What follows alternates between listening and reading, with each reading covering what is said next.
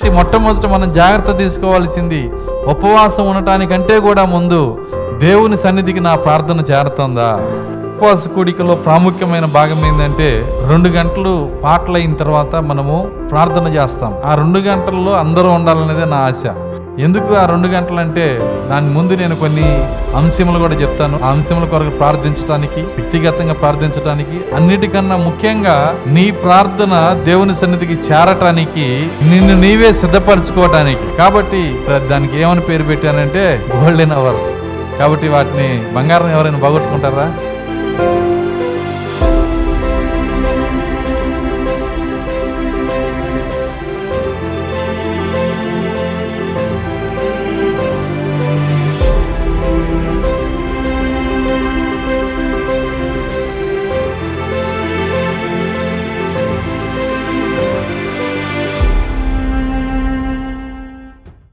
అపోస్తలుల కార్యములు 10వ అధ్యాయము 1వ వచనం చదువుకుందాం.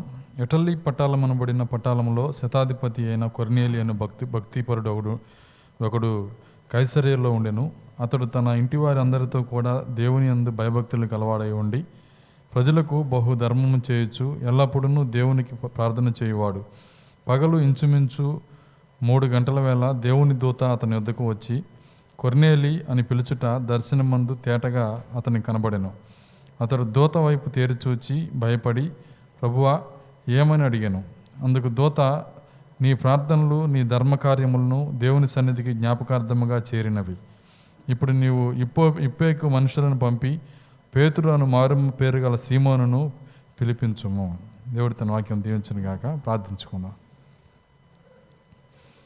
స్తోత్రములు స్తోత్రములు స్తోత్రములు స్తోత్రములు ప్రభువా, కృపగల తండ్రి, మీ స్తోత్రాలు చెల్లిస్తున్నాం.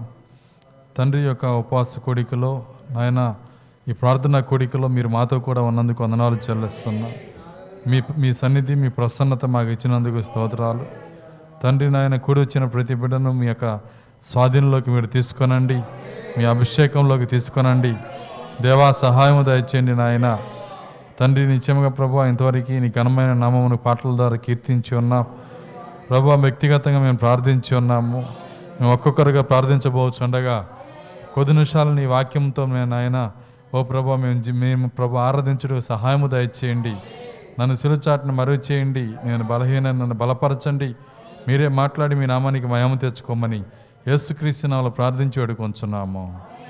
ఆమేన్. కూర్చుందాం. సో మంచిది. మరి కొద్ది నిమిషాలు మనకు ఆలోచన వాక్యం పైన ఉంచుదాం.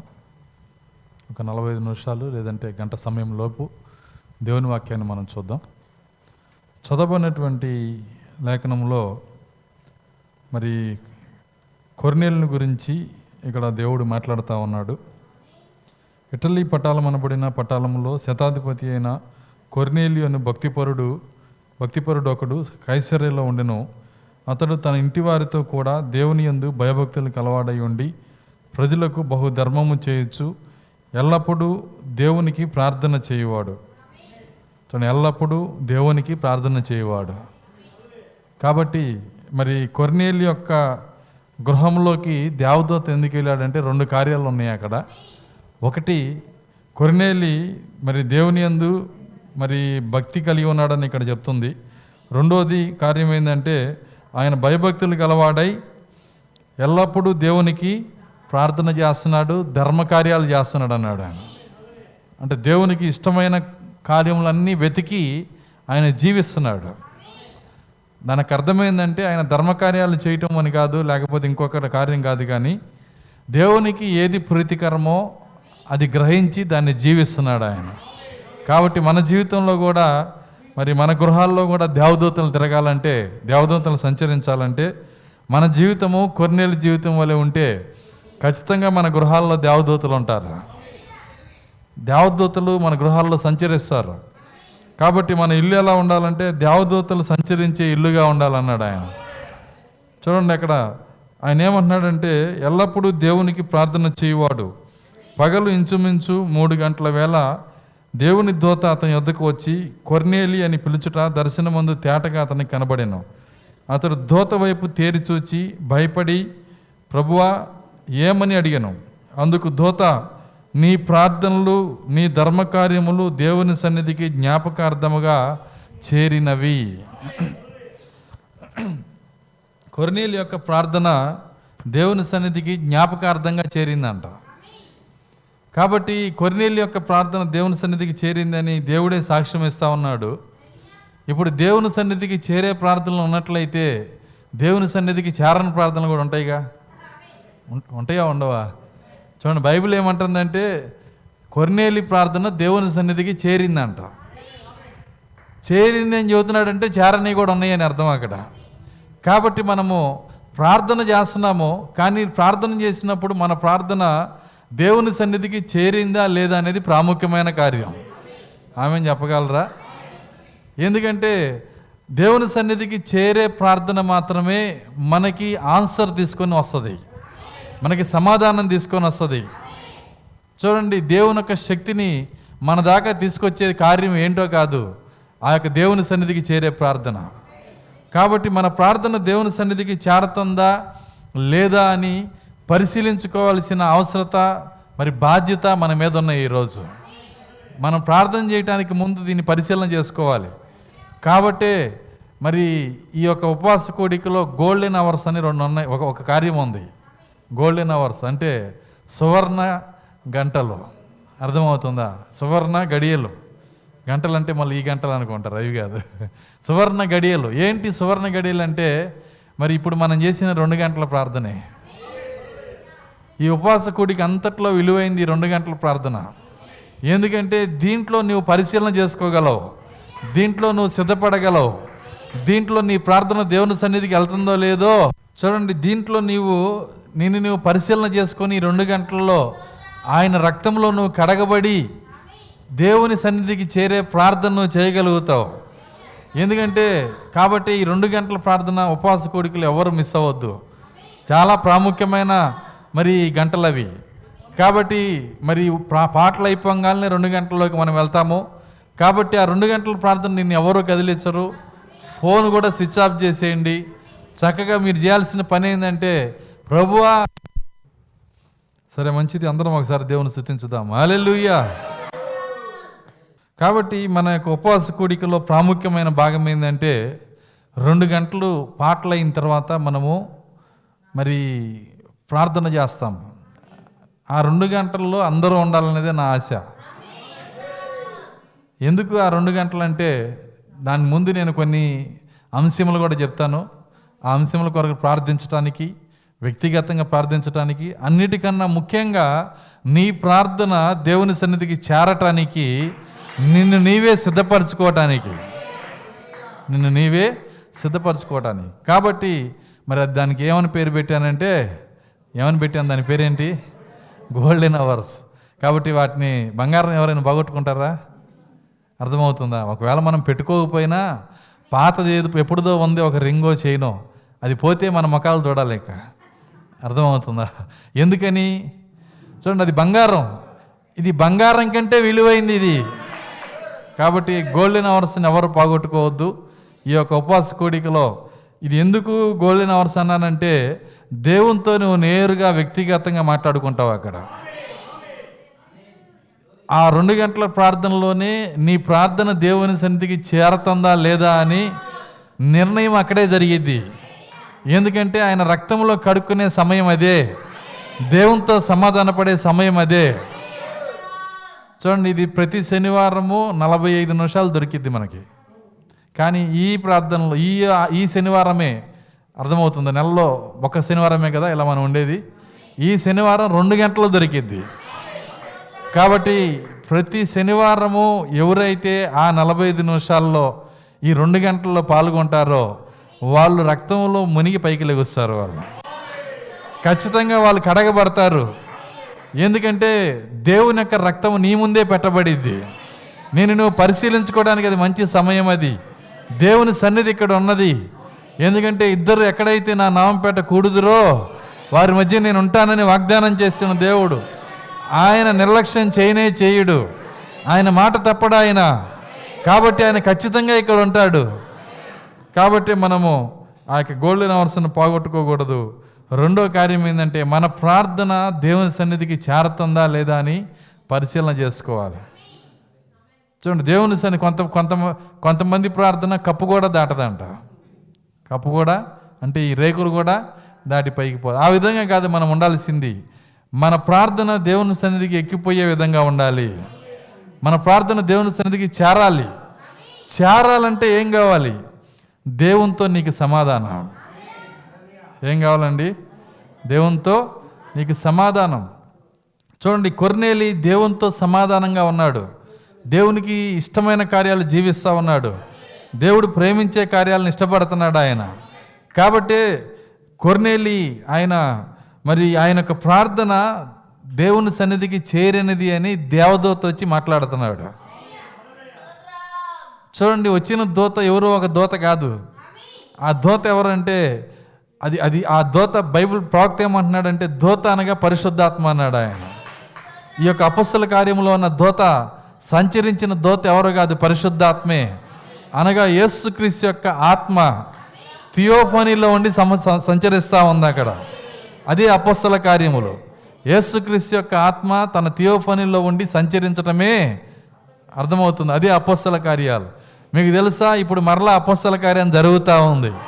అంటే అర్థం ఏంటంటే, ఈరోజు ఆ దూత మరలా మన మధ్య సంచారం చేస్తూ ఉన్నాడు. ఈ 2000 సంవత్సరముల తర్వాత ఆ రోజు అపొస్తల కాలంలో సంచరించిన అదే దూత. చూడండి, దూతతో కలిసి పరిశుద్ధాత్మ.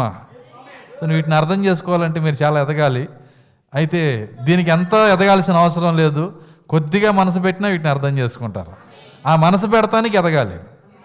అర్థమవుతుంది. ఆ మనసు పెట్టడానికి దాదాపు 10 ఏళ్ళు పట్టొచ్చు, 20 ఏళ్ళు పట్టొచ్చు. కానీ మనసు పెడితే ఒక రోజులోనే అర్థం చేసుకుంటారు. వినటానికి కాదు, అర్థం చేసుకోవడానికి కాదు ఎదగాల్సింది. మనం మనసు పెడతానికి ఎదగాల్సిన పరిస్థితి ఉంది ఈరోజు. దేవుని స్తోత్రం, హల్లెలూయా.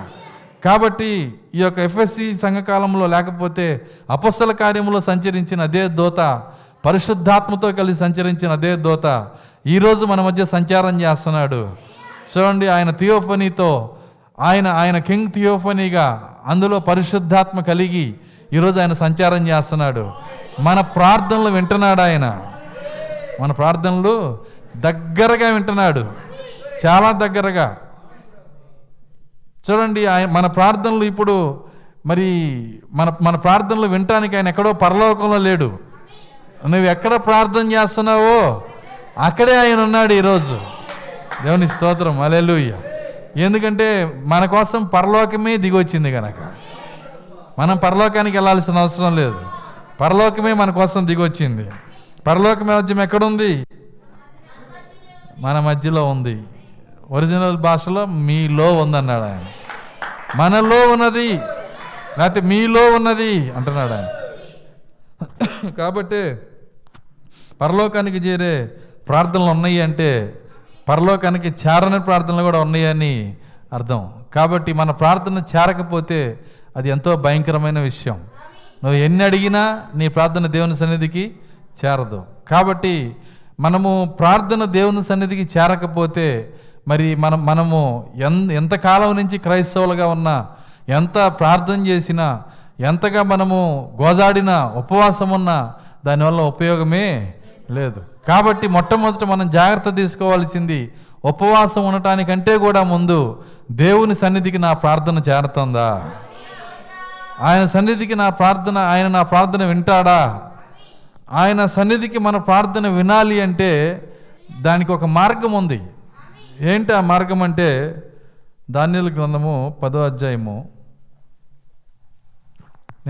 నేనే చదువుతాను. 10వ అధ్యాయం 1 నుంచి చదువుకుంటూ వస్తాను, కొద్దిగా ఎక్కువ చదవాలి కాబట్టి.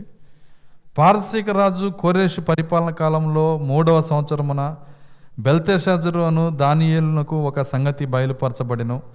గొప్ప యుద్ధము జరగనున్న సంగతి నిజమే. దానియేలు దాన్ని గ్రహించెను. అది దర్శనం వలన అతనికి తెలిసినదాయను. ఆ దినముల యందు దానియేలను నేను మూడు వారములు దుఃఖప్రాప్తుడినైతిని. 3 వారములు గడుచు వరకు నేను సంతోషముగా భోజనము చేయలేక ఉంటిని. మాంసము కానీ ద్రాక్షరసము కానీ నా నోటికి రాలేదు. స్నానాభిషేకములు చేసుకోలేదు. మొదటి నెల 24వ తేదీ నేను హిద్కియేలును గొప్ప నదీ తీరమున ఉంటిని.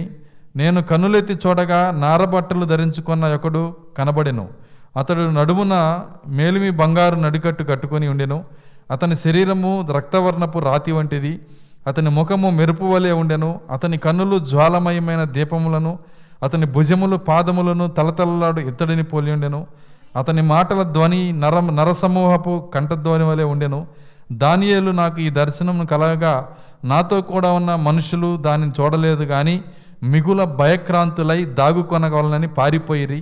నేను ఒంటరినై ఈ గొప్ప దర్శనమును చూచితిని. చూచినందున నాలో బలమేమీ లేకపోయిను, నా సొగసు వికారమాయను, బలము నా యందు నిలవలేదు. నేను అతని మాటలు వింటిని. అతని మాటలు విని నేను నేలను సాష్టాంగపడి గాఢనిద్ర పొందిన వాడినైతిని.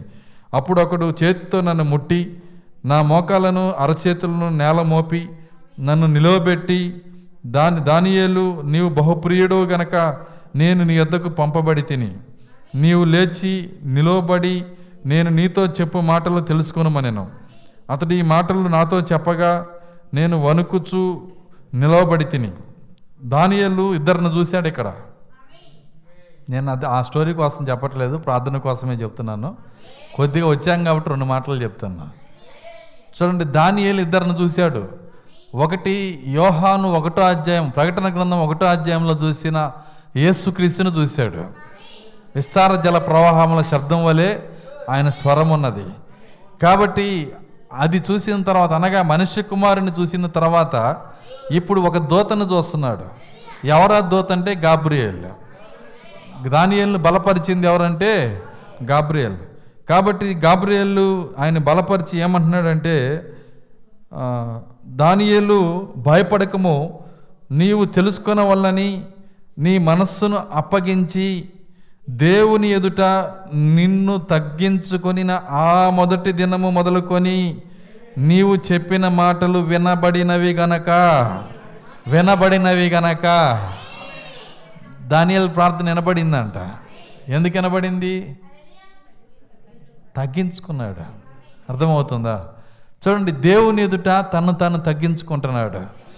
చూడండి, దేవుని ఎదుట తగ్గించుకునుట అదేంటో చెప్పాలంటే చాలా సమయం పడుతుంది. ఈసారి మనం చూద్దాం. అయితే ఇక్కడ మనం చూసినప్పుడు దేవుని ఎదుట తగ్గించుకునిన ఆ జీవితాన్ని బట్టి ఆయన ప్రార్థన దేవుని సన్నిధికి ఎక్కి దేవునికి వినబడినదంట. వినబడినది దేవుని సన్నిధికి చేరినది. ప్రార్థన గురించి ఆయన వాడుతున్న మాటలు చూడండి. కాబట్టి వినబడినది. ఇప్పుడు ఇద్దరు బిగ్గరగా ప్రార్థించారు దేవుని సన్నిధిలో. తెలుసా మీకు ఎవరా ఇద్దరు? అర్థమవుతుందా? ఒకటి సుంకరి, రెండోవాడు పరిసయ్యుడు. ఇద్దరు బాగా ప్రార్థించారు. ఎవరి స్వరంలో ఏమాత్రం తేడా లేదు. ఇంకా పరిసయ్యుడి ప్రార్థన ఇంకా బిగ్గరగా వినపడుతుంది. చూడండి, ఇద్దరు ప్రార్థించారు.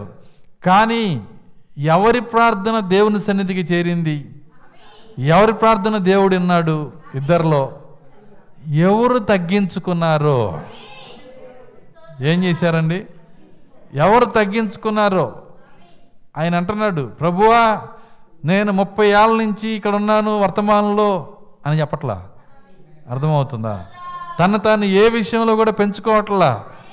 నేను నీ వైపు చూడటానికి కూడా అర్హుని కాదు, కన్నులు ఎత్తటానికి కూడా నేను అర్హుని కాదు. అలా తగ్గించుకునే మనస్సు, యథార్థంగా తగ్గించుకునే మనస్సు నువ్వు గనక కలిగి ఉంటే నీ ప్రార్థన దేవుడు వింటాడు. నీ ప్రార్థన దేవుని సన్నిధికి చేరుతుంది. 2 ఎగ్జాంపుల్ చెప్పా. 2 సాక్షుల వల్ల మనం నమ్మాలి. ఒకటి దానియేలు తగ్గించుకున్నాడు, 2 సుంకరి తగ్గించుకున్నాడు. అప్పుడు మనం చర్చికి వచ్చి ఉపవాస ప్రార్థనలు ఏం చేయాలి? మొట్టమొదట మనం చేయాల్సిన పని గోల్డెన్ అవర్స్లో మనల్ని మనం తగ్గించుకోవాలి. తగ్గించుకోవటం అంటే ఏంటో నేర్చుకోవాలి. ఎలా తగ్గించుకోవాలి, ఏ విధంగా మనం తగ్గించుకోవాలి. సో ఇదంతా మనం నేర్చుకోవాలి దేవుని దగ్గర. ఎప్పుడైతే నువ్వు తగ్గించుకోవటం నువ్వు కనుక చేస్తావో అప్పుడు నీ ప్రార్థన దేవుడు వింటాడు. దేవుని స్తోత్రం, హల్లెలూయా. కాబట్టి రీసౌండ్ వస్తుంటుంది, కొద్దిగా తగ్గించండి.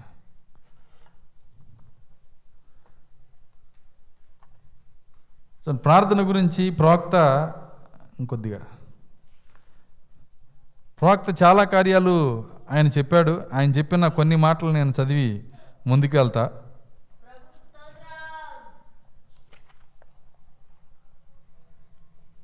ఆయన ఏమంటున్నాడంటే, ఈ దినములలో క్రీస్తు తప్ప అన్నిటి గురించి క్రైస్తవులు మాట్లాడుకుంటున్నారు. ఏమన్నాడు? అన్యులు కాదండి, క్రైస్తవుల గురించి చెబుతున్నాడు ఆయన. ఈ దినముల్లో క్రీస్తు గురించి తప్ప అన్నిటి గురించి క్రైస్తవులు మాట్లాడుకుంటున్నారు. చూడండి, ఎప్పుడన్నా కొంతమంది సహోదరులు కూర్చున్నప్పుడు పొరపాటున రష్యా యుద్ధం ఎత్తితే అంత సబ్జెక్ట్ వచ్చేదో తెలుసా? అర్థమవుతుందా? చాలా పెద్ద సబ్జెక్ట్ వస్తుంది. చాలా విషయాల గురించి నా గ్రహింపు, మరి చాలా విషయాలను గురించినటువంటి మాటలు మన దగ్గర ఉంటాయి. ప్రవక్త అంటున్నాడు, ఈ దినముల్లో క్రీస్తు తప్ప అన్నిటి గురించి క్రైస్తవులు మాట్లాడుకుంటున్నారు. బయటికి వెళ్తే ఎల్లప్పుడూ మాట్లాడుకొనుటకు వారు నిరర్ధకమైన మాటల గుత్తిని కలిగి ఉన్నారు. ఏమన్నాడు? మాటల గుత్తి అంట. అర్థమవుతుందో? ఒక పండిస్తే అది వేరే విషయం, అసలు గుత్తే ఇస్తే ద్రాక్షకాయ గుత్తిలాగా మాటల గుత్తి అంట. ప్రవక్త పేరు పెట్టాడు ఇక్కడ. రకరకాల విషయాల గుత్తి ఉంది మన దగ్గర. ప్రవక్త అంటున్నాడు, మన దగ్గర బయటికి వెళ్తే ఎల్లప్పుడూ మాట్లాడుకుంటకు వారికి నిరర్ధకమైన మాటల గుత్తిని కలిగి ఉన్నారు, కానీ క్రీస్తుని గురించి మాత్రం మాట్లాడరు. క్రీస్తుని గురించి మాత్రం మాట్లాడరు. చూడండి, మనము ప్రవక్త ఎందుకు దీన్ని చెప్తున్నాడంటే, హేగే ఎందుకు ఈ వర్తమానం చెబుతున్నాడంటే, రూతుని రాజు సింహాసనం పైన కూర్చోబెట్టాలని ఆయనకు ఇష్టం. అది అందుకు చెప్తున్నాడు. రాజు ఎట్ట ఇష్టపడతాడంటే, ఇలా ఉండాలి, ఇలా ఉండాలి, రాజు మనసు ఇది. ఇది ఎవరు తీసుకుంటారు? అక్కడ ఉన్న కన్యకల్లో ఎవరు తీసుకోవాలా?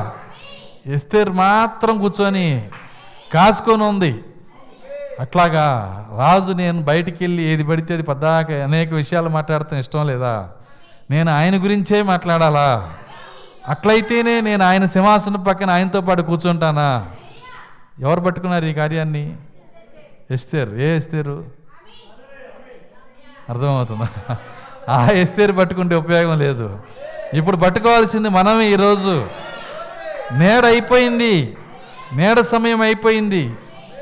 ఈరోజు దాన్ని పట్టుకోవాల్సింది మనమే. ఈ యొక్క మాటలు ఏదైతే ప్రవక్త మాట్లాడుతున్నాడో, ఎస్తేరుకి హేగే చెప్పే మాటలు అవన్నీ కూడా. కాబట్టి దీన్ని ఎవరైతే ఇష్టంగా పట్టుకుంటారో, తమ జీవితంలో దాన్ని క్రియలుగా మారుస్తారో, వాళ్ళే రాజు యొక్క దయను పొందుకుంటారు.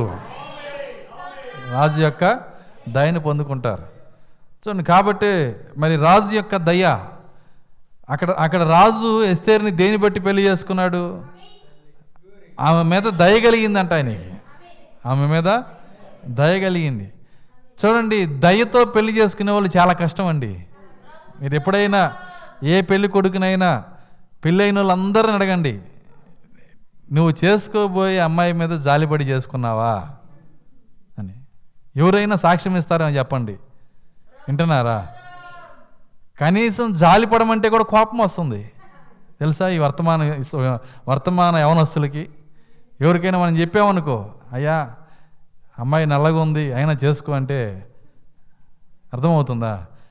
ఏంటి, మొన్న ఒక యవనస్తుడు అంటున్నాడు, నేను ఒక ఫోటో పెడితే ఆ వెళ్తున్న చర్చి యవనస్తుడు, నాకు ఇట్లాంటి ఫోటో పెడతారా అంటున్నాడు.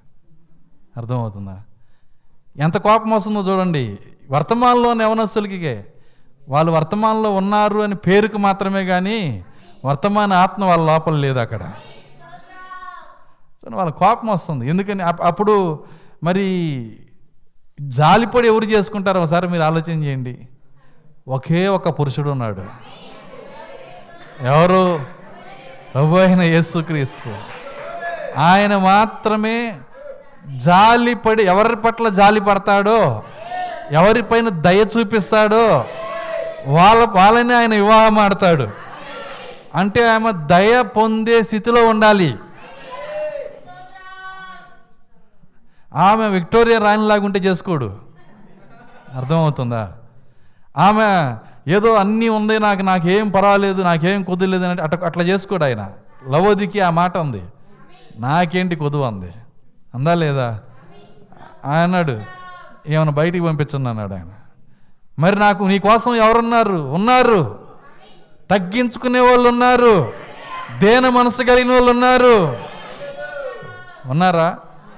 తగ్గింపులో ఉన్నోళ్ళు, దేన మనసులో ఉన్నోళ్ళు, దేవునికి ఇష్టమైన మనసు కలిగిన వాళ్ళు, వాళ్ళని ఆయన వివాహం చేసుకునేది.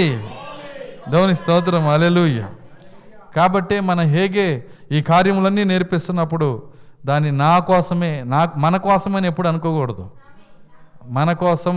మన కోసం చెప్పాడంటే అసలు ఈ వాక్యం నీ మీద పనిచేయనే చేయదు. ఇది నా కోసమే చెప్పాడు అని నీవు గనక నమ్మితే అప్పుడే ఈ వాక్యం నీకు పనిచేస్తుంది. దేవుని స్తోత్రం, హల్లెలూయా. చూడండి, మన కోసం అనేది ఎలా ఉంటుందో ఎగ్జాంపుల్ చెప్తాను. ఒకసారి ఒక భయంకరమైన రోగం వచ్చినప్పుడు డాక్టర్ దగ్గరికి వెళ్ళారు. 10 మందికి ఒకే రోగం వచ్చింది, చచ్చిపోయే స్థితిలో ఉన్నారు. ఆ డాక్టర్ అన్నాడు, నా దగ్గర ఒక పిల్లే ఉంది, దీ మందు మీలో ఎవరికి కావాలో తీసుకోండి. అర్థమవుతుందా? వాళ్ళు అన్నారు, మేము మింగుతాం అన్నారు. ఏమన్నారు? మేము ఈ టాబ్లెట్ని మింగుతాము అన్నారు. ఉన్నది ఒక బిల్ల, ఎట మింగుతారు? చూడండి, వాళ్ళలో ఒకడు మింగాడు, మిగిలిన 9 మేము మింగామంటున్నారు. అర్థమవుతుంది? మిగిలిన 9 మంది ఏమంటున్నారంటే మేము మింగాం. ఆ 10 మందే కదా మింగింది, అందులో ఒకడు మింగాడు. కానీ అందరం ఒకటే కాబట్టి మేము మింగాము. అప్పుడు 9 మంది చచ్చిపోయారు, ఒకడు బతికాడు. ఎందుకని? ఎవరు మింగారో వాళ్ళే బ్రతుకుతారు. కాబట్టి మేము తిన్నాము, మేము చర్చికి వెళ్ళాము, మేము ప్రార్థన చేశాము అంటే నువ్వు బతకవు, చచ్చిపోతావు నువ్వు.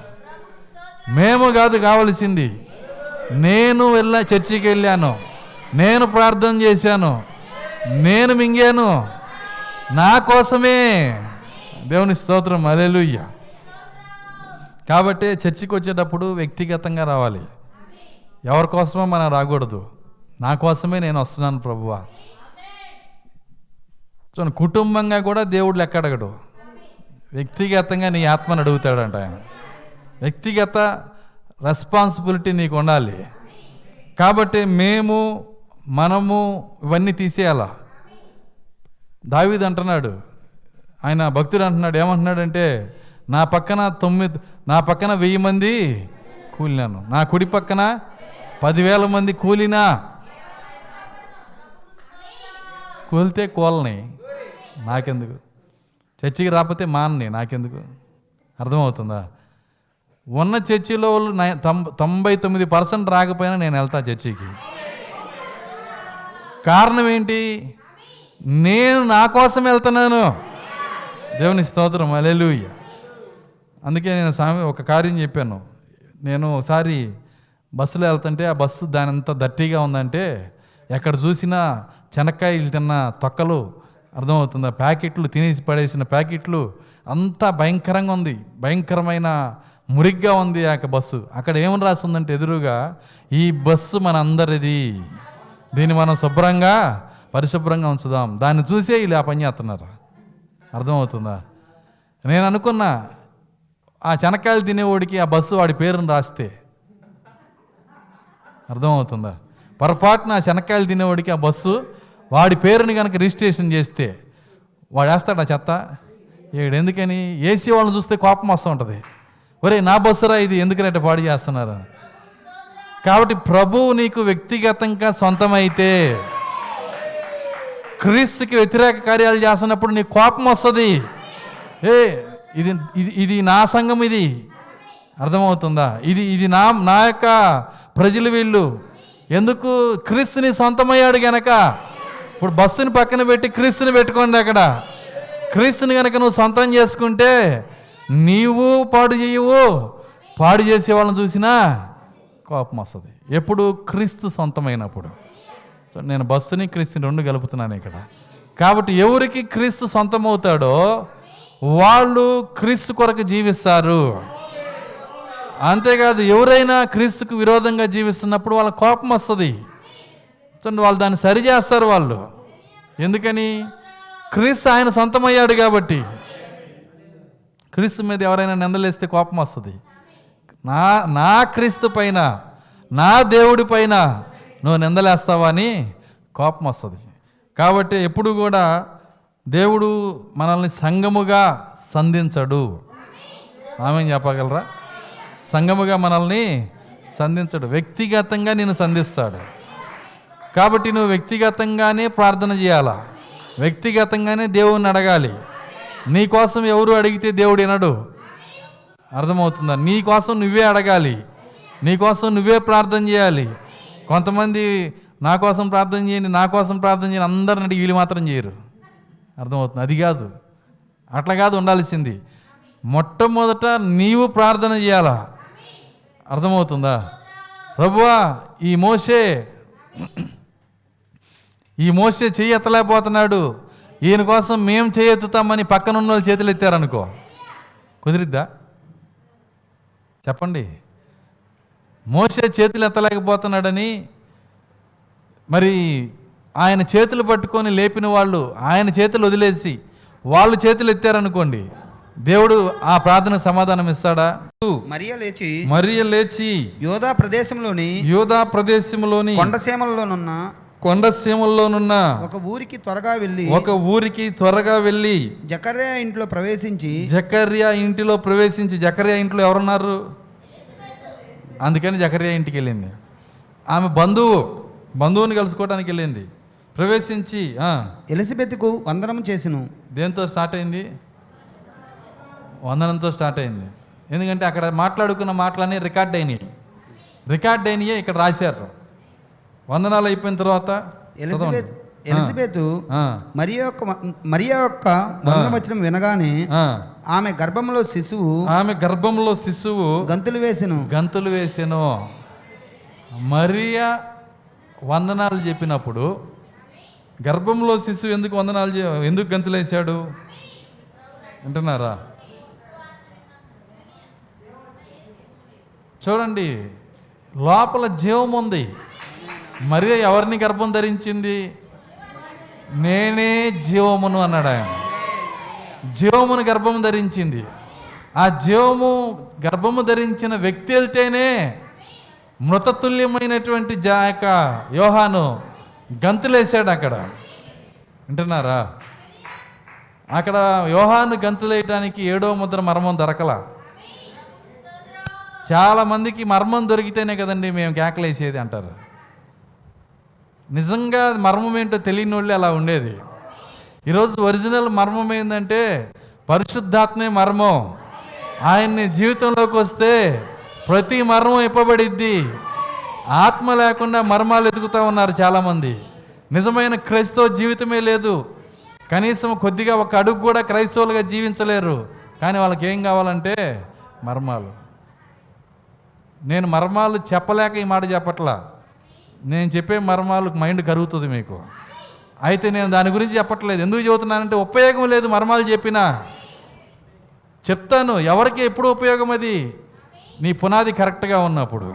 నీ పునాది కరెక్ట్గా ఉంటే నువ్వు నిజమైన క్రైస్తవ జీవితాన్ని జీవిస్తుంటే, పరిశుద్ధాత్మ నీ జీవితంలో ఉంటే ప్రతి మర్మము నీకు ఆశీర్వాదకరమే.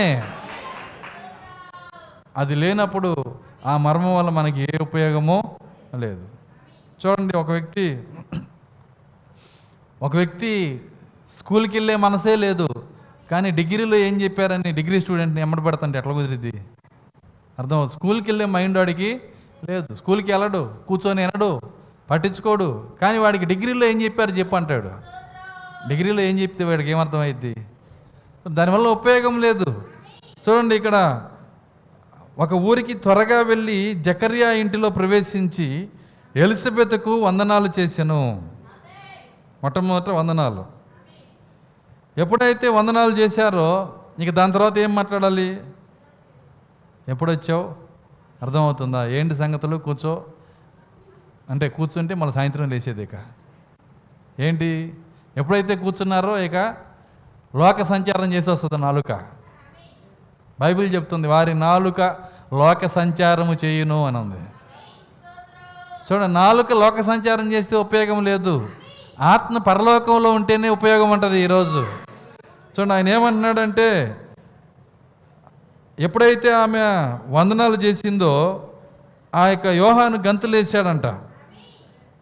దాని తర్వాత అంతటా ఎలిజబెత్ పరిశుద్ధాత్మతో మరియ యొక్క వందనములు వినగానే ఆమె గర్భంలో శిశువు గంతులు వేసిన. అంతటా ఎలిజబెత్ పరిశుద్ధాత్మతో నిండుకున్నదై బిగ్గరగా ఇట్లా నేను స్త్రీలలో నువ్వు ఆశీర్వదింపబడిన దానవు, స్త్రీల్లో నీవు ఆశీర్వదించబడిన దానవు, నీ గర్భఫలమును నీ గర్భఫలము ఆశీర్వదింపబడును. ఆశీర్వదించబడును. నా ప్రభువు తల్లి నా ప్రభువు తల్లి నా యొద్దకు వచ్చుట నా యుద్ధకు వచ్చుట నాకెలాగూ ప్రాప్తించును. పుట్టబోయే శిశువు నా ప్రభు అనేసింది. ఎంత గొప్ప బయలుపాట చూడండి. దేని వలన అనింది? పరిశుద్ధాత్మ లేకుండా యేసుని ప్రభు అని అనలేరని లేఖనం సెలవిస్తూ ఉంది. చూడండి, ఈమె ప్రభు అని అనగలిగిందంటే కారణం ఏంటంటే పరిశుద్ధాత్మ. ఇద్దరు స్త్రీలు కలుసుకున్నప్పుడు ఎవరు వచ్చారు అక్కడికి? పరిశుద్ధాత్మ. ఇద్దరు పురుషులు కలుసుకున్నప్పుడు ఎవరు రావాలి? పరిశుద్ధాత్మ. మీ యొక్క సహవాసము, మీ మాటలు, మీ యొక్క గోష్ఠి, మీరు కలిసి ఉండటము మరి దేవునికి ఇష్టమైతే మీ మధ్యకి రాకుండా ఆయన ఉండలేడు. ఆయన మీ సహవాసాన్ని ఇష్టపడితే ఖచ్చితంగా ఆయన మీ మధ్యకి వస్తాడు. అలాంటి సహవాసమే దీవించబడుతుంది.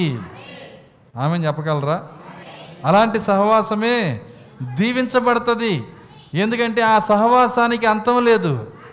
పరిశుద్ధాత్మ మధ్యలో ఉంచుకొని చేసే సహవాసానికి అంతం లేదు. సరే, మీకు అర్థమయ్యేటట్టు చెప్తాను. 2022 ఏ నెల ఇది? ఏప్రిల్. ఏ డేట్ ఇది? 9. ఇప్పుడు మరియా ఎలిజబెత్ ఎక్కడున్నారు మీకు తెలుసా? వాళ్ళు కలిసే ఉన్నారని. వాళ్ళు కలిసే ఉన్నారు.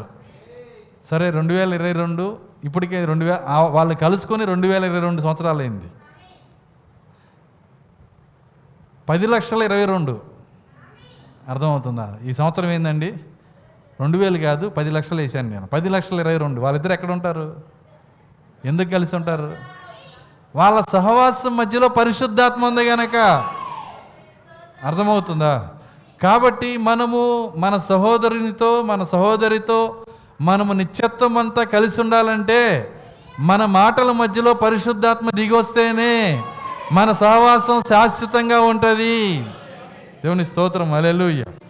పరిశుద్ధాత్మ దుఃఖపడే కార్యాలు కనుక మనం తీసుకొని వస్తే ఏదో చెప్పవసరలా. నిరర్ధకమైన గుత్తి అన్నాడు. నిరర్ధకమైన గుత్తి. చూడండి, కొంతమంది లేడీస్ వాళ్ళు ఏం చేస్తారంటే వాళ్ళకి బీరువా తాళాల గుత్తి, ఇంటి తాళాలు, అన్ని తాళాల గుత్తి ఇక్కడ ఉంటాయి. ఇక్కడ వాళ్ళకి ఈ గుత్తి ఎలాగ ఉంటుందో ఇక్కడ మాటల గుత్తి కూడా అంతే అన్నాడు ఆయన. ఈ నిరర్ధకమైన వేస్ట్ అయినటువంటి మాటలు మనకు అనవసరం.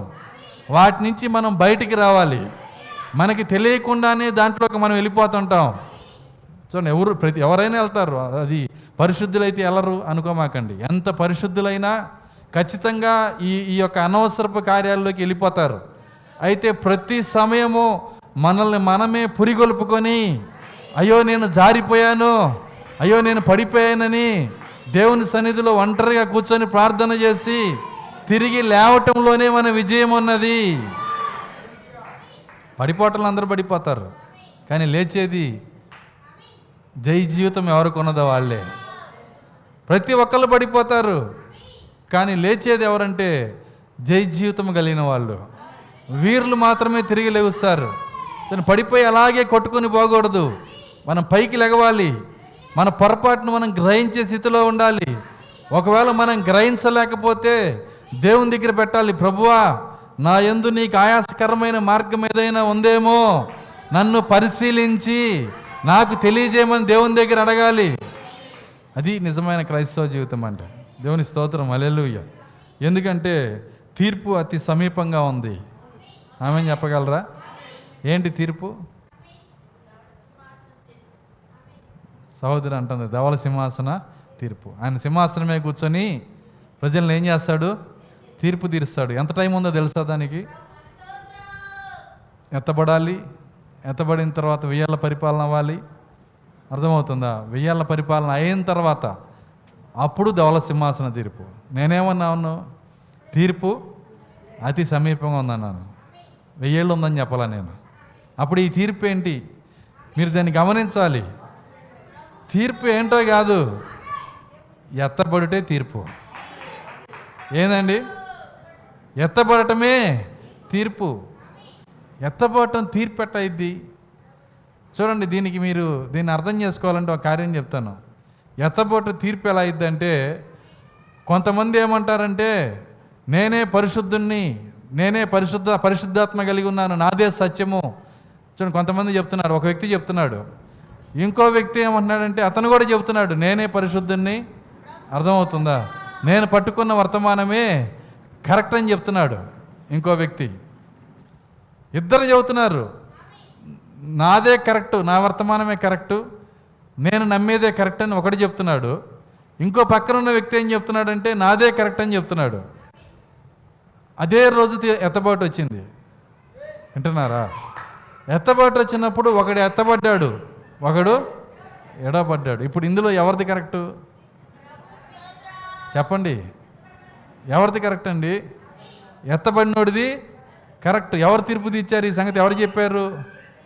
దేవుడే చెప్పాడు. దేని ద్వారా చెప్పాడు? ఎత్తబాట ద్వారా చెప్పాడు. అది తీర్పు అంటే. కాబట్టి మనం ఇక్కడ ఎన్నిసార్లు ఎన్ని కార్యాలు చెప్పినా, మన గురించి మనం ఎంతగా మాట్లాడినా ఒక తీర్పు రాబోతుంది ఇక్కడ. ఆ తీర్పుకి సరిపోయిన జీవితాన్ని మనం జీవించి తీరాల్సిందే. దానికి ఎవరికి మనం ముసిగేయలేం. ఆమె చెప్పగలరా? దానికి ఎవరికి మనము ముసిగేయలేం. చూడండి, వర్తమాన విశ్వాసులు ఎత్తబోటు అయిపోయినాక వర్తమాన పాస్టర్ దగ్గరికి వెళ్ళి అడుగుతారు. అర్థం కాదా? ఎప్పుడండి?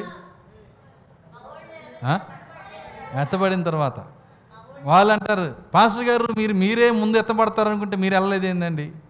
ఆ తలకాయ గీరుకుంటూ ఉంటాడు. అవును, నేను ఎందుకు వెళ్ళలేదు?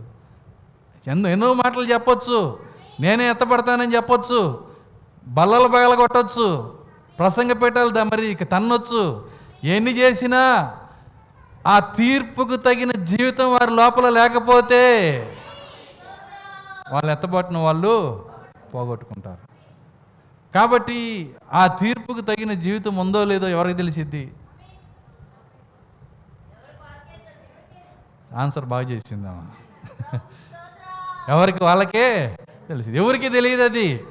కాబట్టి ఒకవేళ మోసపోతే ఎవరు మోసపోతారు? వాళ్ళనే మోసం చేసుకుంటారు. అర్థమవుతుందా? చూడండి, ఇప్పుడు ఒక వేపాకుతో చేసిన పానీయం ఉందనుకోండి, నేనేం చెబుతున్నానంటే ఇది తేనెతో చేసిందని చెబుతున్నా అందరికీ.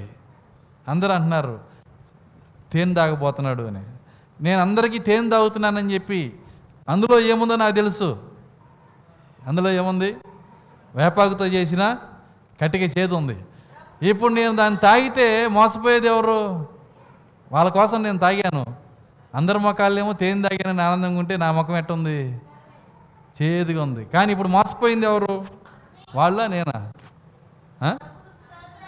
వాళ్ళు ఎందుకు మోసపోతారు? తెలిసింది నాకు. అందులో ఏముందో నాకు తెలుసు, నాలో ఏముందో నాకు తెలుసు. అప్పుడు మోసపోయేది ఎవరు? అర్థమవుతుందా? అందుకే బైబిల్ చెబుతుంది, ఏమని చెప్తుందంటే ఎవరు ఎవరిని మోసం చేయలేరు. కాబట్టి ఎవరి గురించి ఆలోచన మనకు అనవసరం, ఎవరి గురించిన ఆలోచన మనకు అనవసరం. ఎందుకంటే ఎదురాడు వారికి ఒకవేళ కృపిస్తాడేమో అన్నాడు ఆయన. ఎవరైతే ఎదురు తిరుగుతారో వాళ్ళకి ఆయన కృపిస్తాడేమో, మనకు అనవసరం. చూడండి, పేతురు రాసిన పత్రికలో ఈ మాట చెప్తున్నాడు. పేతురు రాసిన పత్రిక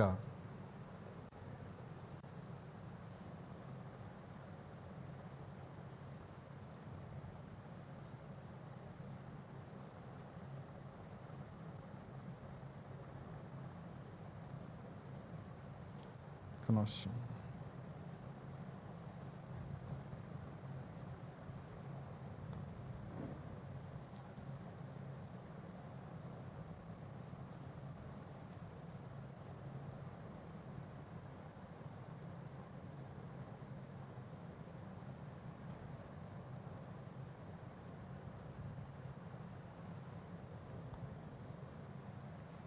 సరే, దాన్ని మళ్ళీ నేను పెడతాను. అక్కడ ఏమని రాస్తాడంటే ఎదురాడు వారికి ఒకవేళ దేవుడు మారు మనసు ఇస్తాడేమో, కాబట్టి సాత్వికముగా వారితో డీల్ చేయాలంట.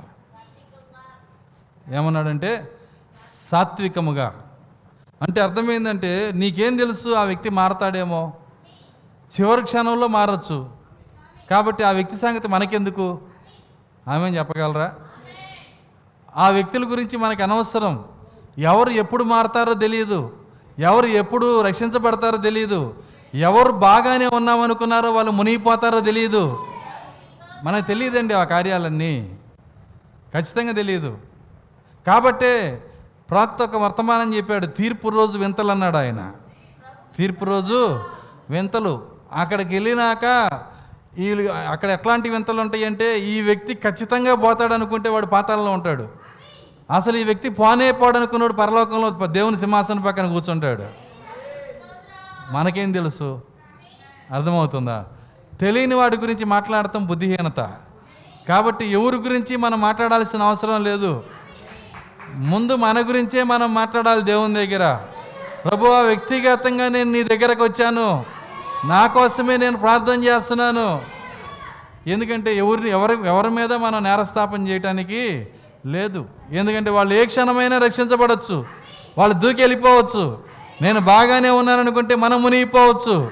దానికే 1 కొరింథీ 10వ అధ్యాయంలో ఒక మాట చెబుతున్నాడు. కొరింథీయులకు రాసిన మొదటి పత్రిక 10వ అధ్యాయము 12వ వచనం 11 నుంచి చదువుదాం. ఈ సంగతులు ఆ, దృష్టాంతములుగా ఆ. వారికి సంభవించి ఈ సంగతులు దృష్టాంతములుగా వారికి సంభవించి యుగాంతమందున్న మనకు ఆ, బుద్ధి కలుగుడికై ఆ, రాయబడిను. యుగాంతమందున్న మనకి బుద్ధి కలుగుటకే రాయబడిను. తాను నిలుచుచున్నానని తాను నిలుచుచున్నానని తలంచుకునివాడు పడకుండునట్లు జాగ్రత్తగా చూచుకొనవలెను. సాధారణంగా మనుషులకు కలుగు తాను నిలుచున్నానని తలంచువాడు ఏం చేయాలంట? జాగ్రత్తగా చూచుకునేవాడు. నేను నిలబడ్డాను అనుకున్నాక ఏం చేయాలి? ఎవరెవరు పడిపోయారో వాళ్ళ గురించి మనం ఆలోచన చేయాలి. అదేనా? ఏమన్నాడు? నీకు పక్కన వాళ్ళ గురించి ఆలోచన చేసే లైసెన్స్ బైబిల్ ఇవ్వలేదు నీకు. బైబిల్ ఏమంటుందంటే, నువ్వు నిలబడ్డాను అనుకుంటున్నావా, ఇక నీ పని ఏంటంటే పడకుండా చూసుకోవాలా.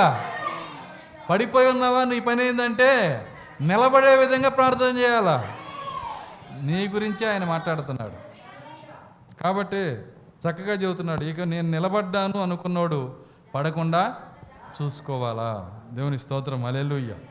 కాబట్టి ఇక్కడ మరి ఆయన ఏమన్నాడంటే, ఆయనకి ఇష్టమైనటువంటి ఒక ఎస్తేరుగా మనం ఉండాలంటే ఎలాంటి గుణలక్షణాలతో ఉండాలో మనల్ని అలంకరించిన హేగే ఇక్కడ ఉన్నాడు ఈరోజు.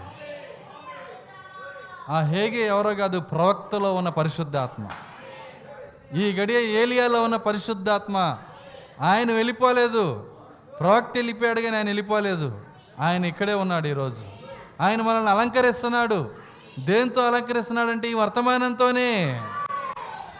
ఈ వర్తమానము నాది అని తీసుకోవాలి. దేవుని స్తోత్రం, హల్లెలూయా. ఈ వర్తమానము నాది. చూడండి, వర్తమానము తీసుకున్నాక ఆ వర్తమానంతో ఎవరినో కొలతేయటానికి కాదు ఇది. ఆ వర్తమానంతో ఎవరినో కొలత వేయటానికి కాదు. ఈ వర్తమానము ఎత్తు చెప్పులు వేయకూడదని చెప్పింది, నువ్వేమాక. అర్థమవుతుందా? ఎవరన్నా వేస్తుంటే వాళ్ళ కోసం ప్రార్థన చేయి. వాళ్ళని తిట్టడానికే మనం తీసేయకూడదు. అర్థమవుతుందా? కొంతమంది ఉన్నారు అలాంటి వాళ్ళు, సంఘంలో చూసేది నేను చెప్తున్నాను. ఏ సిద్ధాంతం వచ్చినా, ఏ యొక్క ఆజ్ఞ వచ్చినా ముందు వాళ్ళే చేస్తారు. ఎందుకు చేస్తారంటే చేయని వాళ్ళు తిడతానికి. అది కాదు మనం చేయాల్సింది. మనం చేయాల్సిన పని ఏంటంటే వ్యక్తిగతంగా నువ్వు దేవునితో నడవాలి. నువ్వు నిజంగా ప్రేమ ఉంటే చేయని వాళ్ళ కోసం ప్రార్థన చేయాలి. ఎవరు చేయలేకపోతున్నారో వాళ్ళ కోసం ప్రార్థన చేయాలి. దానికోసం డిస్కషన్ చేయకూడదు, దానికోసం మాట్లాడకూడదు, నువ్వు ఎవరిని చూడకూడదు. నువ్వు చూసిన పరిశుద్ధాత్మలో నుంచి నువ్వు చూడాలి. ఆమె చెప్పగలరా? ఎవరిని చూసినా పరిశుద్ధాత్మ ముసుగులో నుంచే నువ్వు చూడాలి. పరిశుద్ధాత్మ ముసుగులో నుంచి చూస్తే ప్రజలు వ్యత్యాసంగా కనపడతారు. సరే, మీకు ఇది అర్థమవటానికి చెప్తాను.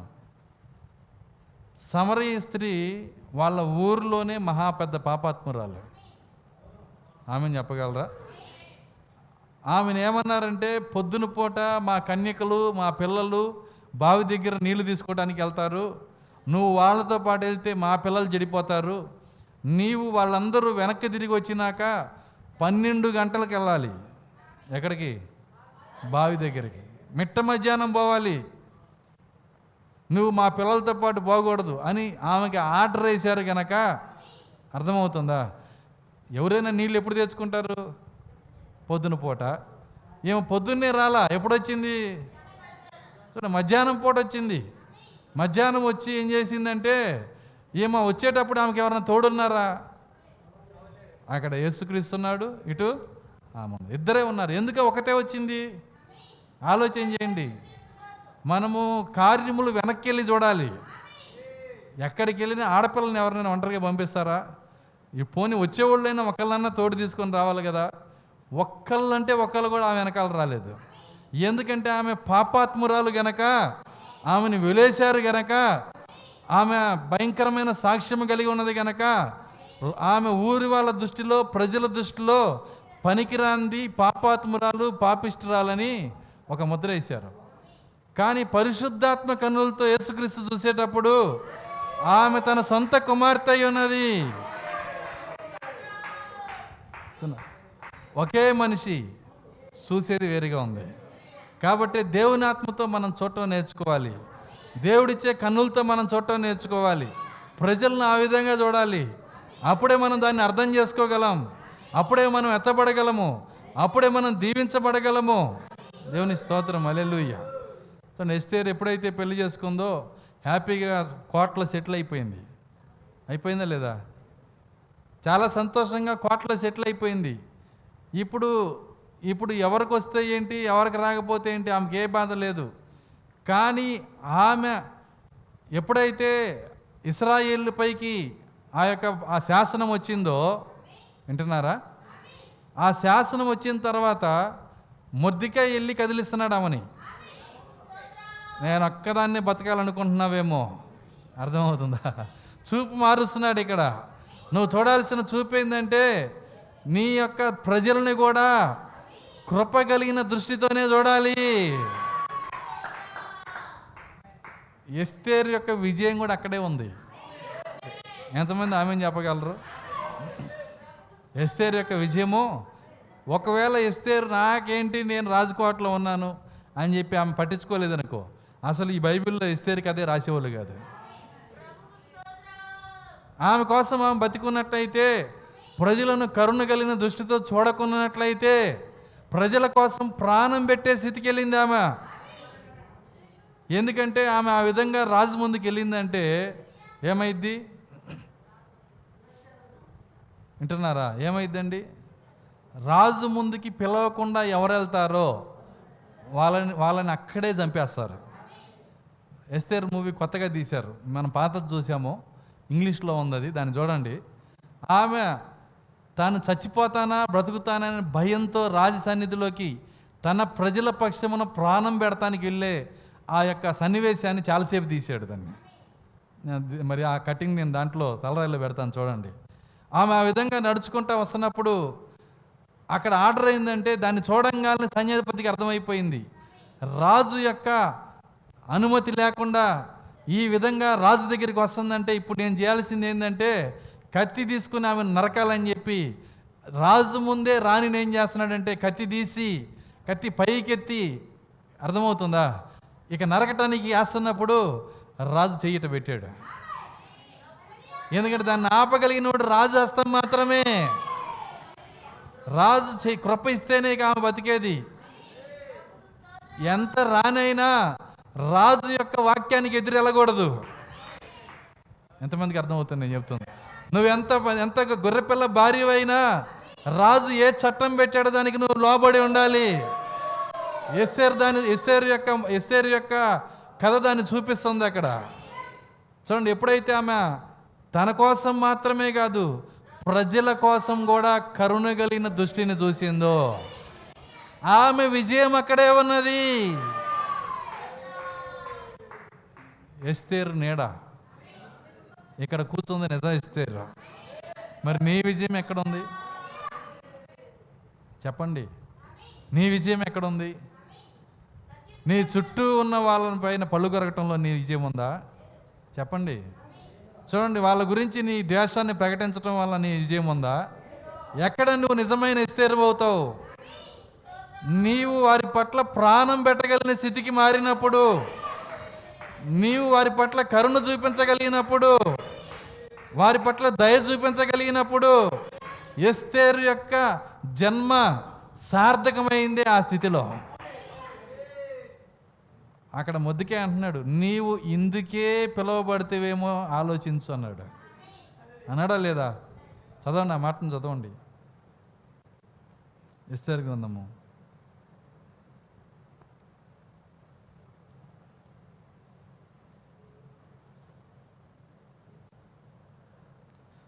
'చూడండి, రాజుకి రాణికి మధ్యలో యోబు ఉన్నాడు ప్రవక్త. రాజు ఏమో కీర్తనలో, రాణి ఏమో ఎస్తేరు, మధ్యలో ఎవరున్నారు? యోబు ఉన్నాడు. ఎస్తేరు గ్రంథము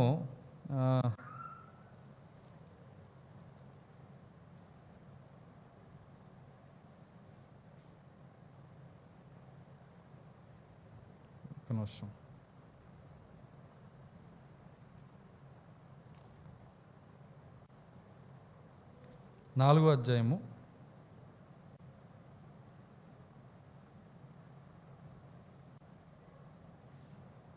10 నుంచి చదువుదాం.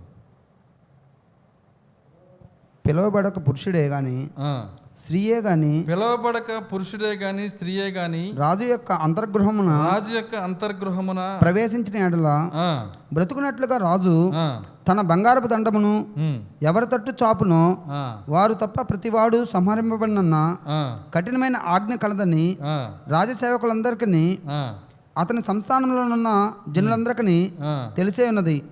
నేటికి 30 దినముల నుండి రాజునొద్దకు ప్రవేశించుటకు నేను పిలువబడలేదని చెప్పమనెను. వారు ఎస్తేరు యొక్క మాటలు కారణం చెబుతుంది. ఏం చెబుతుందమ్మా? ఇదిగో నీవు రాజుతో మాట్లాడమంటే, అమ్మో ఆడికి వెళ్తే చంపేస్తాడు, ఇంతవరకు ఎవరు బాలేదు, పోతే చంపేస్తాడంట. చూడండి, ఒక వంక చెబుతుంది, కారణం చెబుతుంది. మీకు తెలుసా విశ్వాసానికి కారణం తెలియదని? నేను ఎందుకు ఇట్టా పడిపోయానంటే చెప్పమాక అవన్నీ. నేను ఎందుకు ఇట్టా అయిపోయానంటే అవన్నీ తీసుకోడు దేవుడు. విశ్వాసానికి కారణం తెలియదు. చూడండి, ఆయన ఏమంటున్నా, ఆమె కారణం చెబుతుంటే ఏమన్నాడు చూడండి ప్రవక్త. వారు ఎస్తేరు యొక్క మాటలు మొర్దెకైకి తెలుపగా మొర్దెకై ఎస్తేరుతో ఇట్లు ప్రత్యుత్తరం ఇచ్చి రాజనగరులో ఉన్నంత మాత్రం చేత యూదులందరికంటే నీవు తప్పించుకొందువని నీ మనసులో తలంచుకొనవద్దు.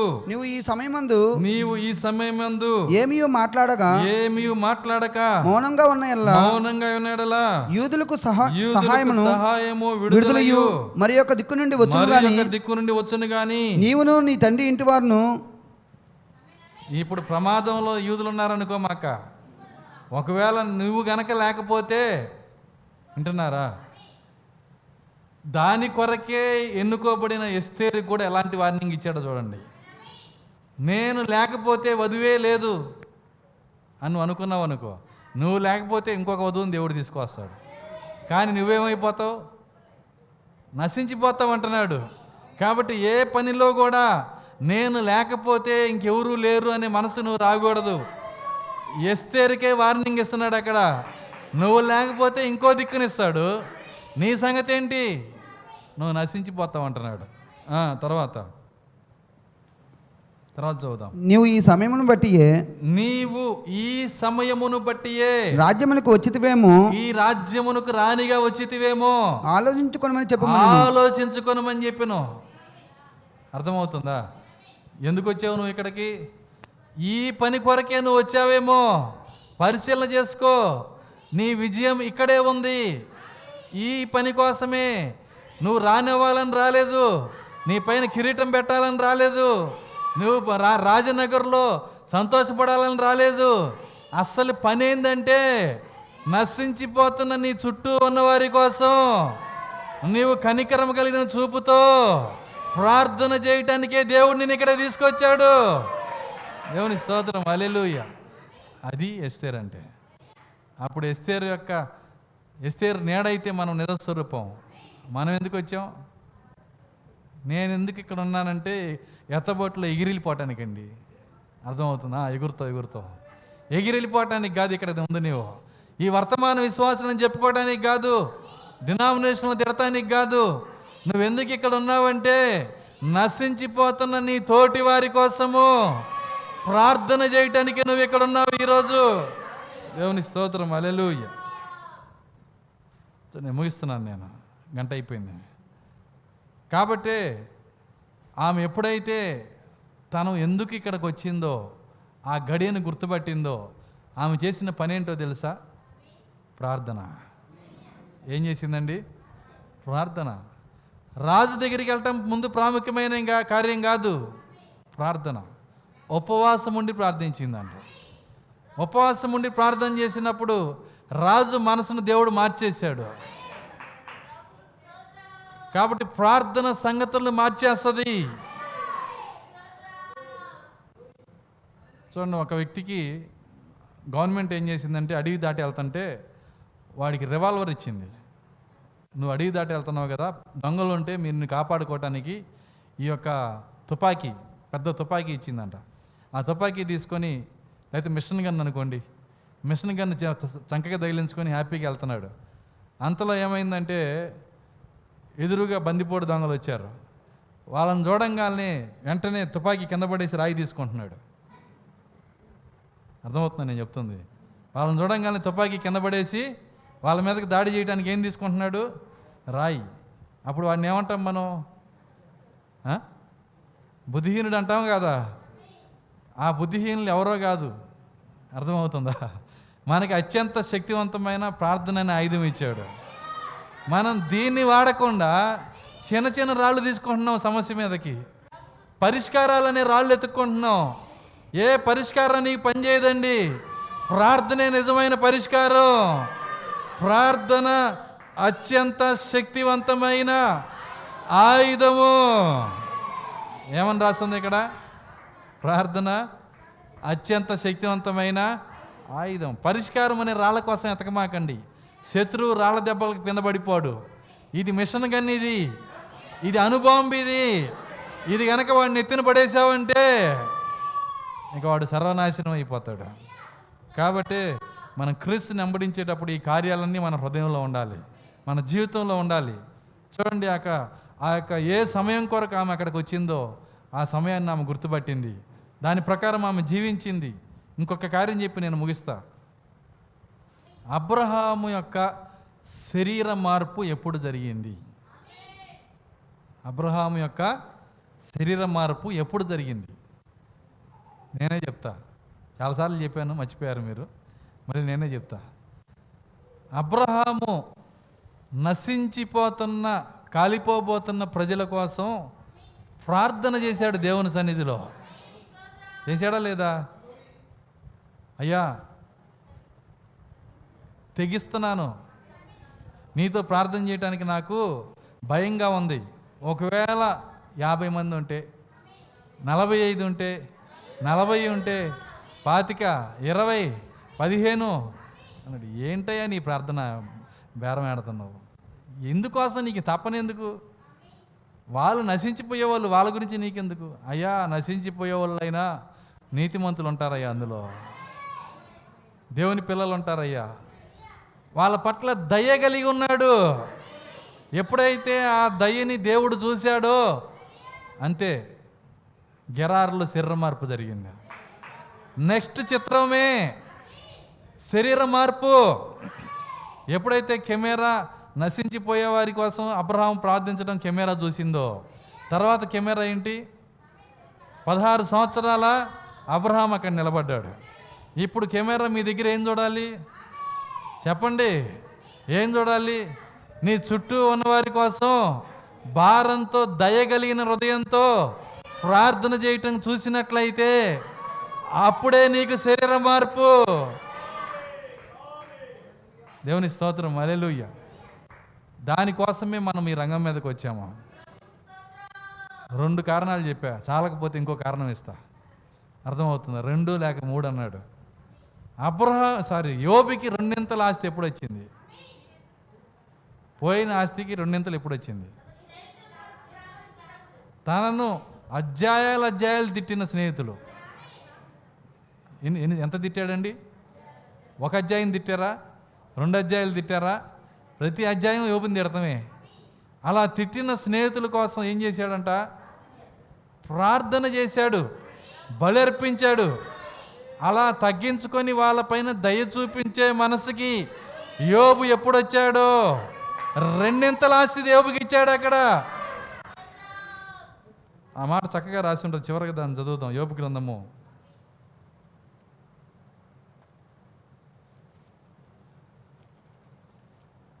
42వ అధ్యాయము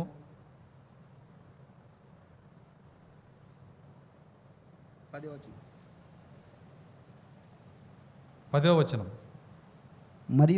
మరియు యోబు తన స్నేహితుల నిమిత్తము, వర్తమాన వధువు తన స్నేహితుల నిమిత్తము ప్రార్థన చేసినప్పుడు యెహోవా అతని క్షేమ స్థితిని మరలా అతనికి దయచేసిను. ఆమె పూర్వపు స్థితిని, నిత్య జీవపు స్థితిని, పరలోక స్థితిని మరలా ఆమెకు దయచేసిను. ఇప్పుడు నేను ఇక్కడ ఎవరిని పెట్టి చదివాను? అర్థం ఎప్పుడు ఇచ్చాడు అంటున్నాడు? షరత్. అది ఒక షరతు వలె మాట్లాడుతున్నాడు అక్కడ. ఏంటి షరత్? ఏంటి? మరియు యోబు తన స్నేహితుల నిమిత్తము ప్రార్థన చేసినప్పుడు, అప్పుడు దాకా వస్తారా మనము? ఆ షరతు మనం నెరవేర్చగలమా? నీకు ఆ దయగల దృష్టి వచ్చినప్పుడు, నీకు వారి కోసం ప్రార్థన చేసే కరుణగల దృష్టి వచ్చినప్పుడు, అప్పుడు నీ స్వాస్థ్యము నీకు ఇవ్వబడిద్ది, నీ ఎత్తబాటు నీకు ఇవ్వబడిద్ది, నీ శరీర మార్పు నీకు ఇవ్వబడిద్ది. దేవుని స్తోత్రం, హల్లెలూయా. 3 సాక్ష్యాలు ఇచ్చాను. 3 పేటల తాడు తెగిపోదు. నమ్ముతున్నారా ఈ వర్తమానాన్ని? కాబట్టి ఇప్పుడు మారాల్సింది ఏంటి? మన కళ్ళు. మారేం చేయాలండి? ప్రార్థన చేయాలి. వాళ్ళ కోసం ప్రార్థన చేసే వాళ్ళకి ఉండాలి. వాళ్ళకి కరుణ చూపించే వారిగా ఉండాలి. వాళ్ళకి దయ చూపించే వాళ్ళగా ఉండాలి. లోకము ఏం చెప్పినా మనకు అనవసరం. ప్రజలు ఏం ముద్రేసినా అనవసరం. ఏమో భయంకరమైన పాపిష్టి స్త్రీ అని చెప్పినా, యేసుక్రీస్తు పరిశుద్ధాత్మ కన్నులకి ఆమె దేవుని సొంత కుమార్తె అయి ఉన్నది. కాబట్టి ప్రజలు ఏం చెప్పుకుంటున్నారనేది దెబ్బలు వేసేయండి. మనుషులు ఏం చెప్పుకుంటున్నారనేది మనకు అనవసరం. దేవుడు ఏం చూస్తున్నాడు అనేదే మనకు కావాలి. దేవుని హృదయంలో ఏముందన్నదే మనకు కావాలి. కాబట్టి మనం ప్రతిరోజు మనం ప్రార్థించాలి. ప్రభువా, మొట్టమొదట నన్ను సరిచేయండి. తర్వాత ఏం చేయాలి? నా సహోదరుల్ని సరిచేయండి, నా సంఘమును సరిచేయండి, నీకు ఇష్టలైన జీవితం జీవించే జీవితం దయచేయండి. చివరిగా ఈ పేరా చదివి నేను ముగిస్తా, ప్రార్థన చేస్తాను. ప్రవక్త చెప్పిన ఈ పేరా ఇప్పుడు గమనించండి. ఈ దినముల్లో క్రీస్తు తప్ప అన్నిటిని గురించి క్రైస్తవులు మాట్లాడుకుంటున్నారు. బయటికి వెళ్తే ఎల్లప్పుడూ మాట్లాడుకున్నటకు వారు నిరర్ధకమైన మాటల గుత్తిని కలిగి ఉన్నారు. కానీ క్రీస్తుని గూర్చి మాత్రం మాట్లాడరు. ప్రవక్త అంటున్నాడు, ఆయనను గూర్చి మాట్లాడండి, ఆయన గూర్చి పాడండి, ఆయనను ప్రేమించండి, ఆయనను రాత్రింబగళ్ళు మీ హృదయముల్లోనూ మరియు మన ఆత్మలోనూ ఉంచుకొనుడి. ఇది ఈరోజు మన హేగే మనతో మాట్లాడుతుంది. ఎంతమందికి సాధ్యం? ఇది సాధ్యమేనా? నిజంగా సాధ్యమేనా? సాధ్యం కాకపోతే ఇప్పుడైనా దేవుని దగ్గర అడుగుదాం, ప్రార్థన చేద్దాం. కళ్ళు మూసుకొని ప్రార్థన చేద్దాం. స్తోత్రములు స్తోత్రములు స్తోత్రములు స్తోత్రములు ప్రభువా, కృపగలన తండ్రి, మీ స్తోత్రాలు చెల్లిస్తున్నాం. ప్రభువా, ఈ యొక్క మధ్యాహ్న సమయంలో ఈ ఉపవాస కోడికలో నాయన తండ్రి, ప్రార్థన అత్యంత శక్తివంతమైన ఆయుధమని, మా ప్రార్థన దేవుని సన్నిధికి వెళ్ళాలంటే ఏం చేయాలో అనేకమైన కార్యములు మాతో మాట్లాడారు ప్రభువా. నాయన, దానియేలు వల్లే మమ్మల్ని మేము తగ్గించుకునే శక్తి దయచేయండి. సుంకరి వల్లే మమ్మల్ని మేము తగ్గించుకునే శక్తి దయచేయండి. నీకు ఇష్టలుగా ఉండే శక్తి మాకు దయచేయండి. దేవా, మీకు స్తోత్రాలు చెల్లిస్తున్నాం. ప్రభువా, మా చుట్టూ ఉన్నవారి పట్ల ఓ నాయన దైవిక ప్రేమ కలిగి ఉండే కృప మాకు దయచేయండి. సహోదర ప్రేమ కలిగి ఉండే కృప మాకు దయచేయండి. వారి కొరకు ప్రార్థించే శక్తి మాకు దయచేయండి తండ్రి. సంఘంలో ఉన్న ప్రతి బిడ్డను మీరు నిలబెట్టండి ప్రభువా. జారిపోతున్న బిడ్డల్ని బలపరచండి నాయన. దేవా సహాయము దయచేయండి నాయన. ఎందుకంటే తీర్పు రాబోతున్నది ప్రభువా. ఆ తీర్పు ఏమిటో కాదు, ఎత్తబడుటే తీర్పు అయి ఉన్నది నాయన. సహాయము దయచేయండి దేవా, కనికరించండి ప్రభువా. మేము ఎన్ని ప్రకటించినా, మేము ఎన్ని సాక్ష్యాలు చెప్పినా, మేము ఎంతమందితో మాట్లాడినా, ఓ నువ్వు ఎరిగిన దేవుడవు నాయన. ఆ తీర్పు కొట్టబోతున్నది నాయన. సహాయము దయచేయండి. నన్ను నేను సరి చేసుకునే శక్తి నాకు దయచేయమని ప్రార్థిస్తున్నాం ప్రభువా. ప్రతి ఒక్కరూ నాయన వ్యక్తిగతంగా ప్రభువా వారు ప్రార్థించుండగా సహాయము దయచేయండి. మా హేగే ఏం చెప్పాడో, ఎలాంటి మనసు ఉండాలని చెప్పాడో, ఏ విధంగా ప్రవర్తించాలని చెప్పాడో, మా కృప దయచేయండి ప్రభువా. నిరర్ధకమైన మాటల గుత్తిని ప్రభువా మా నుంచి దూరం చేయండి నాయన. మేము ఎక్కడున్నా మా హృదయాల్లో మీరుండాలి ప్రభువా. మా మాటల్లో మీరుండాలి ప్రభువా. మా పాటల్లో మీరుండాలి ప్రభువా. మా ప్రార్థనలో మీరుండాలి. మా ఆలోచనలో మీరుండాలి. ఎప్పుడు మీ గురించిన ఆలోచన మాకు దయచేయండి ప్రభువా. దేవానికే స్తోత్రాలు. విన్న వాక్యం మా హృదయం పైన రాసి దాని ప్రకారం జీవించే శక్తి మాకు దయచేయమని యేసుక్రీస్తు నామములో అడిగి వేడుకొంచున్నాము తండ్రి. ఆమేన్. సరే, మంచిది. ఒక పాట పాడుకుందాం. దాని తర్వాత వ్యక్తిగతంగా ఒక్కొక్కరుగా మనం ప్రార్థించుదాం.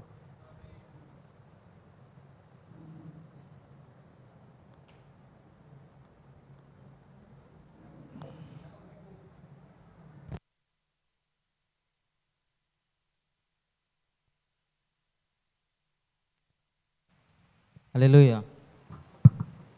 నీ వాక్యమే నన్ను బ్రతికించెను, బాధలలో నెమ్మదినిచ్చెను.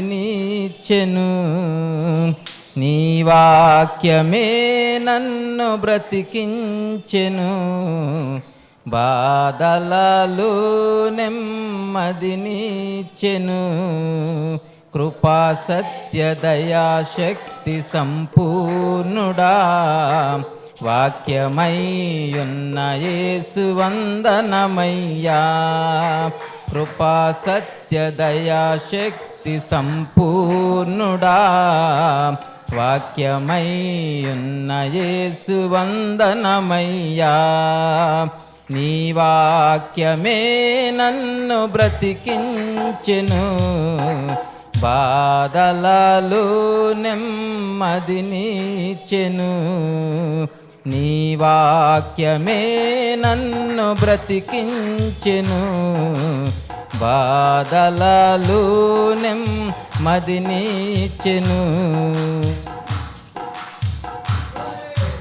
పాల వంటిది జుంటె తేనె వంటిది, నా జీవకు మహామధురమైనది. పాల వంటిది జుంటె తేనె వంటిది, నా జీవకు మహామధురమైనది.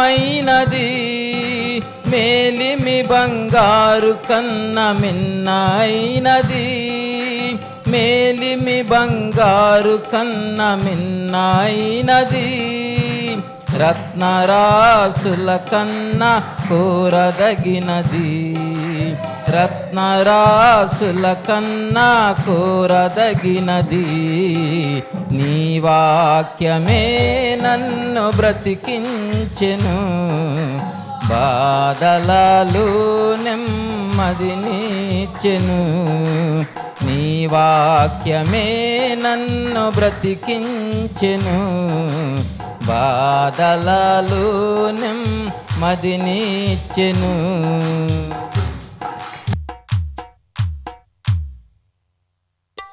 నుండి లేవనెత్తెను, సమతల మగు భూమిపై నన్ను నిలిపెను. జిగట గల ఊబి నుండి లేవనెత్తెను, సమతల మగు భూమిపై నన్ను నిలిపెను. నా పాదములకు దీపమాయను, నా పాదములకు దీపమాయను. సత్యమైన మార్గములు నన్ను నడిపెను. సత్యమైన మార్గములు నన్ను నడిపెను. నీ వాక్యమే నన్ను బ్రతికించెను. బాధలలో నెమ్మదినిచ్చెను. నీ వాక్యమే నన్ను బ్రతికించెను. బాధలలో నెమ్మదినిచ్చెను.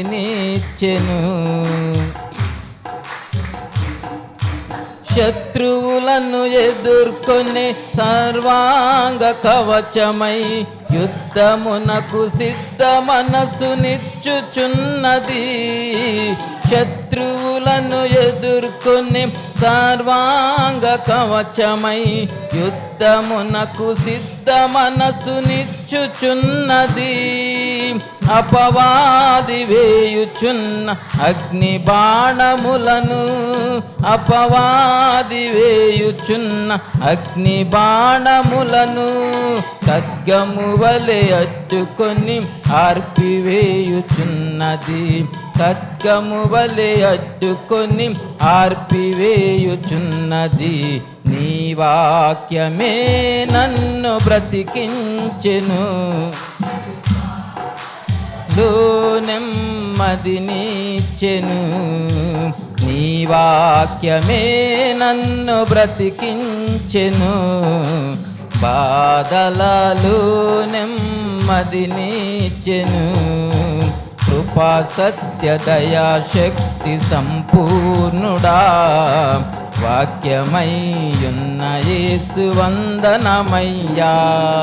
కృపా సత్య దయా శక్తి సంపూర్ణుడా, వాక్యమయ్యున్న యేసు వందనమయ్యా. నీ వాక్యమే నన్ను బ్రతికించెను.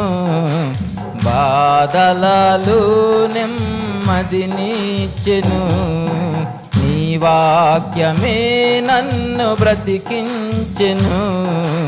బాధలలో నెమ్మదినిచ్చెను. బాధలలో నెమ్మదినిచ్చెను. హల్లెలూయా.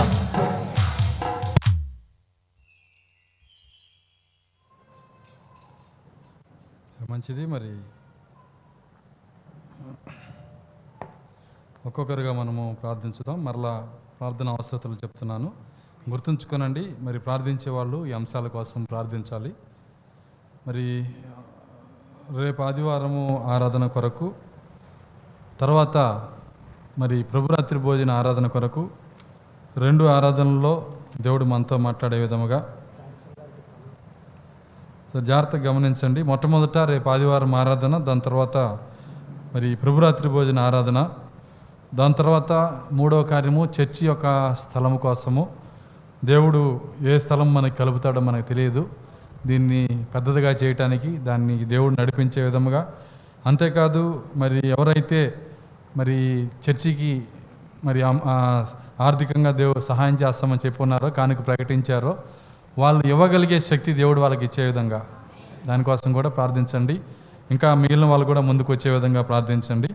దాని తర్వాత మరి సంఘములో మరి దేవుని కొరకు జీవించే ఉద్యోగం కావాలని. ప్రాముఖ్యమైన కార్యం ఏంటంటే సంఘానికి దేవుని కొరకు జీవించే ఉద్యోగం. ఇది 4వ అంశము. 5వ అంశము, సంఘములో వివాహము కావలసిన పిల్లలు ఉన్నారు, వాళ్ళకి వివాహములు దేవుని చిత్తానుసారంగా జరిగే విధముగా. మొత్తం ఎన్ని అంశాలు చెప్పాను? 5. 1 ఆదివారం ఉదయము, 2 ఆదివారం సాయంత్రం, 3 చర్చి స్థలం గురించి, 4 సంఘము మరి దేవునికి ఇష్టమైన జీవితం జీవించే ఉద్యోగం పొందే విధంగా. 5వది వివాహాలు. తర్వాత మరి అనారోగ్యంలో ఉన్నవారి లిస్ట్ ఇక్కడ ఉంది. 1 పాపమ్మ గారు, మరి ఆమె హాస్పిటల్లో ఉంది, ఆమె కోసం ప్రార్థించండి. 2 మరి మన మధ్యకి ఒంగోలు నుంచి వస్తున్న క్యాథరిన్ అనే సహోదరి యొక్క కుమార్తె లిల్లీ గ్రేస్, మరి ఆ చిన్నబిడ్డ జ్వరము నెమ్ముతో ఉంది, ఆమె కోసము ప్రార్థించండి. 3 మరి శాంసన్ గారు తలనొప్పితో ఉన్నారు, మన మధ్య ఉన్న శాంసన్ గారు, ఆయనకు స్వస్థత ఇచ్చే విధంగా 3వ కార్యము. మరి 4వది యేసుబాబు గారి యొక్క భార్య హెప్సిబా, మరి బ్లడ్ తక్కువ ఉంది, మరి నీరసంగా ఉందని చెప్పున్నారు. ఆమెకున్న నొప్పుల నుంచి కూడా స్వస్థపరిచే విధంగా మరి ఈ యొక్క అంశముల కోసము ప్రార్థించండి. మొత్తము 4 స్వస్థతలు, 5 కార్యాలు మనం చర్చ్ కొరకు చేయాల్సిన కార్యాలు మొత్తం 9 ఉన్నాయి ఇక్కడ. ఈ 9ని జ్ఞాపకం చేసుకొని మరి ప్రార్థించండి. ఒక్కొక్కరుగా ప్రార్థించండి. పురుషుల్లో నుంచి మొదలు పెడదాం. మొట్టమొదట పురుషుల్లో నుంచి ఒకరు ప్రార్థించండి. మరి సోదరుడు కిరణ్ వీటిని నడిపిస్తూ ఉంటాడు.